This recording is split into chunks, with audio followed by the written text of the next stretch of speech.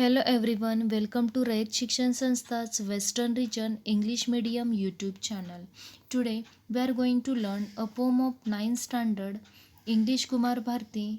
The name of poem is Invictus. Let us see introduction about the poet. William Ernest Henley was born on 23rd August 1849 at Gloucester, England. Nationality British. Occupation as poet, critic and editor. Education the Crypt School, Gloucester, St Andrews University, St Andrews, Scotland. Notable work as Invictus. Let us read out a poem. Out of the night that covers me, black as the pit from pole to pole, I thank whatever gods may be for my unconquerable soul. In the fell clutch of circumstance, I have not winced nor cried aloud. Under the pledge awnings of chance, my head is bloody but unbowed. Beyond this place of wrath and tears looms but the horror of the shade, and yet the menace of the years finds and shall find me unafraid. It matters not how straight the gate, how charged with punishments the scroll.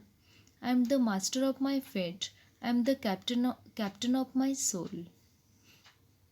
This poem, Invictus, which is written by William Ernest Henley, is an inspirational poem. This poem depicts the poet's attempt to motivate himself when there is no hope at all. When the poet writes this poem, he has already lost one of his legs. So, in such a situation of mental and physical agony, the poet tries to lift up his courage. Let us see explanation of the poem according to the stanza. Let's see the first stanza.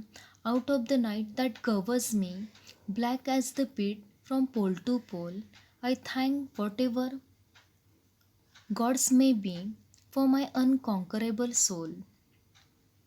Here, the poet is describing how he had a hard life. He has encountered many troubles and circumstances, but has never given up, even after being pushed up by these evil troubles. After his life has been beaten down, he still feels strong and hopeful. The poet is implying that he has been beaten down but is still capable and full of strength to conquer the troubles of the life ahead of him. He says that he wants to thank God. In fact, he admits that his life has no ray of hope. Rather, his future seems to be as dark as a pit. But then also, he is grateful to God for his unconquerable soul. He says that no pain can be able to curb his soul. Let us see the figure of speech. Black as the pit from pole to pole. Simile. There is a direct comparison between the dark night and a deep black pit. Second figure of speech. Out of the night covers me. Metaphor. The night is indirectly compared to difficulties, and the rhyme scheme of the poem is A B A B. Let us see second stanza. In the fell clutch of circumstance, I have not winced nor cried aloud. Under the bulge awnings of chance, my head is bloody but unbowed. Here, the poet claims that whenever he fell into some difficulty, he always remained unbeatable. However, situations have tried to destroy him, he always fights back with courage. In fact, he agrees that sometimes difficulties have made him blood and suffer, but he never let himself to bow before them and cry out of fear. Let us see figure of speech. In the fell clutch of circumstance. Personification. The circumstances are given the human quality of trapping something. Let us see third stanza of the poem. Beyond this place of wrath and tears looms but the horror of the shade, and yet the menace of the years finds and shall find me unafraid. The poet says in this stanza, the poet says that horror has always lurked behind him, but it always finds him unafraid. Whenever these lines of Invictus explain how the individual differentiates the fact that there will be circumstances in the future that he cannot prevent from happening. However, the past troubled years has prepared the individual for the future ones.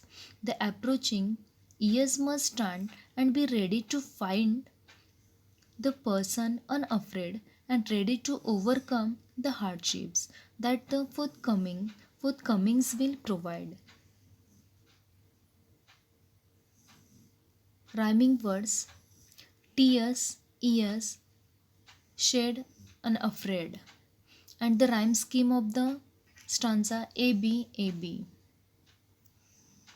Let's see the next stanza.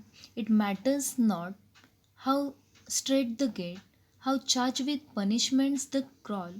I am the master of my fate, I am the captain of my soul. William Ernest Henley ends his poem with this last and famous stanza.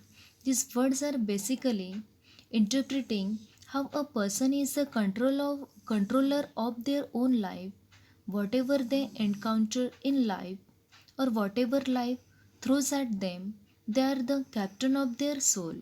They can manage their own life. Life is a struggle and is not a absolute. However, with the authority that they have over their life, they can proceed on the road of their choice. They are the master of their fate and the captain of their soul. Let's see the figures of speech. I am the master of my fate. I am the captain of my soul. Repetition. The phrase I am is repeated. So here is figure of speech repetition. And the rhyming words of the stanza are gate, fate, scroll, soul. And rhyme scheme of the stanza is A B A B.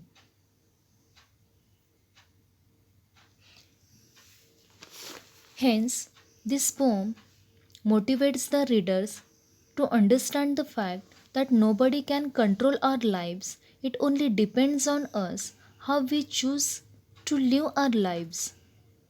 William Ernest Henley ends his poem with a note that one should become the friend, philosopher, and guide of one's own soul. I I hope you all understood this poem. Do understand this concept and revise at home. Thank you.